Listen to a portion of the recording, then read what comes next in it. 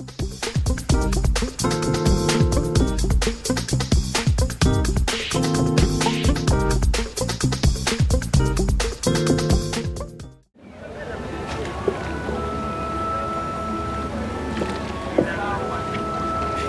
est le deuxième en Afrique, avec sa superficie de 3 800 000 km². Le fleuve Congo regorge d'énormes richesses, dont une diversité d'espèces poissonnées. Et la pêche, c'est l'une des activités menées au bord de ces vastes étendues d'eau à Kinkole, dans la commune de Lansele. Ici, plusieurs sortes de pêches sont exploitées. Dans un type de pêche, pisciculture ou aquaculture. Aquaculture, c'est l'ensemble des méthodes utilisées pour élever un poisson. Alors, pour le niveau de pêche, il faut d'abord réunir les engins ou intrants. Il y a les intrants de pêche. Ensemble, les intrants de pêche, il est constitué d'un engin de pêche. Donc, pour la filer, au monde, on est comme déjà engin. C'est sous intrant. Il y a des engins. Alors, ensemble, il y a des engins. Ils ont bien filé, caille, ainsi de suite. Ils ont la composition pour constituer une unité de pêche.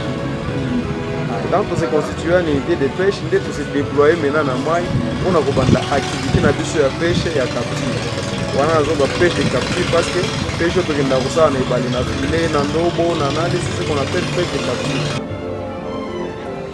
Riche qu'il est, le fleuve Congo compte plus de 160 espèces de poissons, ce qui fait le bonheur de pêcheurs qui les contemplent régulièrement. Zawa maréchal, tilapia, azali, tozana ba mpiki bazali, tozana ba bikese bazali.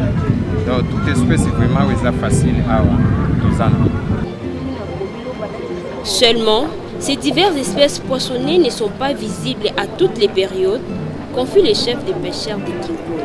L'année est à 12 mois. La période favorable à la pêche est au moins 2 fois l'année, la période défavorable est à 2 fois. Donc la saison cryo, maï mataga mingi, pour les betaga mingi, c'est difficile à pêcher. Les périodes de maï et bendani, et mouvement de maï est diminué, c'est favorable pour la pêche. Il faut dire que leur activité de pêche ne connaît pas que de beaux jours. Les grincements des dents font partie de leur quotidien. Le fait qu'elles ont les a surexploitées, pêche est sous-réglementée, les a contrôlées, les gens qui pêchent à la pauvre. Difficulté à l'économie de la réglementation secteur à pêche. Le fait que la réglementation est permettre aux pêcheurs de pêcher à détruire l'écosystème de l'environnement à pêche. Tant qu'ils ont détruit l'écosystème de l'environnement à pêche, ils ont éliminé la population à poisson. Moyen, subsistance et année nezala, ezati. Difficulté à mi balé ezali, bas service de l'État, au etikala na ba bureau climatisé, bas la pêche na tiroir na internet. Mais sur terrain bas la raté. Ministère ya pêche élevage ezali, mais à tous en port de pêche. Na éviter zo comme on a ta bureau moko représentation na bango a ezali. Ce qui a un port de pêche, ministère de la pêche a ça absent. Qui dit-nous maintenant na reste la pêche.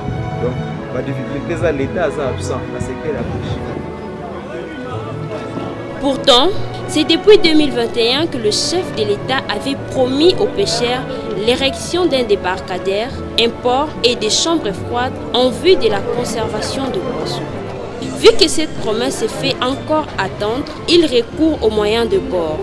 En se prenant en charge, le chef des pêcheurs a soudainement eu une ingénieuse initiative. Établissement à qui Consulting Fish Center. Pour la structure moko et encadrement à pêcheurs na aquaculture. Il y a une technologie aux hommes en élevage de poissons au la Chine. Souci de souhait na biso ezani. Souhait na biso ezali que chaque pêcheur a la mesure ya disposer cage au moko. Au moni cage on est au moni en une superficie à 20 x 25 mètres, donc 500 mètres carrés. Maintenant en profondeur ils ont 2 mètres. Nous sommes maintenant en termes de volume 900 mètres cubes.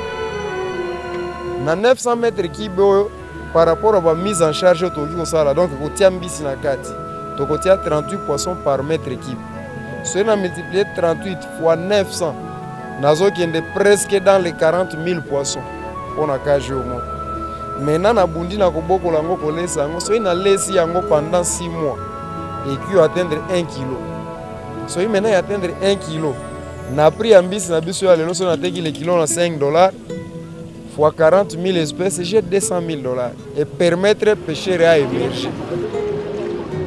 À travers cette option, ces professionnels de pêche font des bénéfices en vendant à d'autres pêcheurs quelques espèces de poissons pour l'élevage.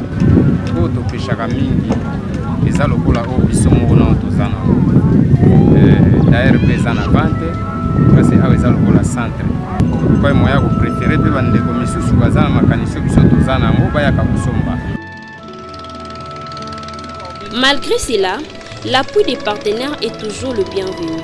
Nous sollicitons les gens de bonne foi pour s'associer à biso pour qu'ensemble tout ça les locaux. S'il faut même tout ça là, il y a 70%, plutôt que gagner 30%, nous sommes disposés. Et ça appelle SOS Solancer.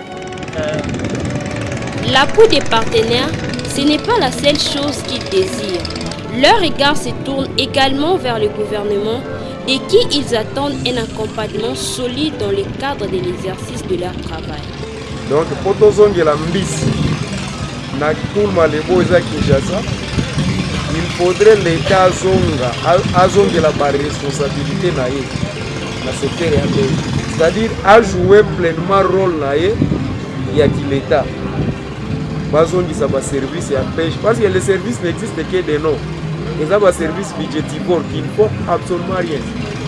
Pêcheurs ont abandonné pour preuve. Les lois qui régissent la pêche, si la mokolo ya lelo, ils ont la loi 1935 na 1937. Donc c'est-à-dire à l'époque coloniale. Au Bandawana ti lelo république to ezaka na loi moko sur la pêche. Est-ce que vous trouvez ça normal? La pêche est négligée. Une fois pêchés, ces poissons doivent être vendus. Et des mamans maraîchères de Kinkole accourent vers le pêcheur pour s'en approvisionner. Nous sommes par rapport à pêcheurs. Pêcheurs sont dans la boîte à thé. Ils sont au calcul, ils sont Bien que cet approvisionnement se fait selon la règle d'art, leur activité n'est pas que rose. bakosomba ngo boye na mbo mukebiso tosomba ngo talo parce que nzela bazouta eza passe na moyen de transport babaline bafutaka cher aller retour au monde na mutu ba $50 c'est que ce bango pe baye faut bateka biloko cher parce que transport zo coûter bango cher. Les longs de journée, c'est une pluralité de sortes de poissons qui sont proposés aux clients. Et ces poissons n'ont pas tous les mêmes prix. Amboto, o mopongo, o pe landali nyoso eza mipongo. O pe nyoso mipongo. Mbiso eza naturel toteka ngo cher. Neti mbiso mo na baso na soma ngo 320 000. Na 320 000 nazo obligé fona teka moko neti ya munene o. Na valeur ya 70 000, 60 000 pona luka. Na kanga mbongo ya 320 na transport na 330 000 et puis na luka excédent moko likolo pona luka moya ko vivre na bande. Une fois entre les mains des clients, et notre service se propose, Mbeli Poisson, c'est comme cela que ça s'appelle à Kinkole. C'est ça la rambisi. Tu nettoies la rambisi. Mon débat toi d'abord tu as musika, somme toi et somme bambisi awa. Même soutien qui n'a pas d'embouteillage et gros bébé. Juste quand tu tiens à table là, tu as rebellé donc. Nous ça la bisi d'ara tu catelio, tu longo blanc à quatre pour mbisi pour protéger mbisi pour qu'il est bien. Sope glace ça ou tes glace. Pour mbisi comme bien.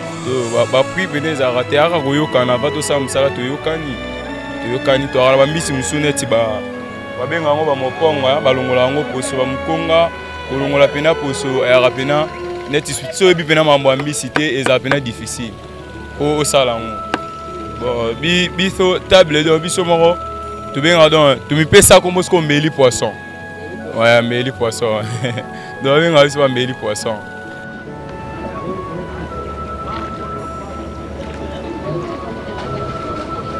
Selon les experts, il est recommandé de déguster du poisson frais au moins 2 fois par semaine, car étant l'allié de l'équilibre alimentaire. Et le poisson du fleuve Congo est justement très bon à savourer.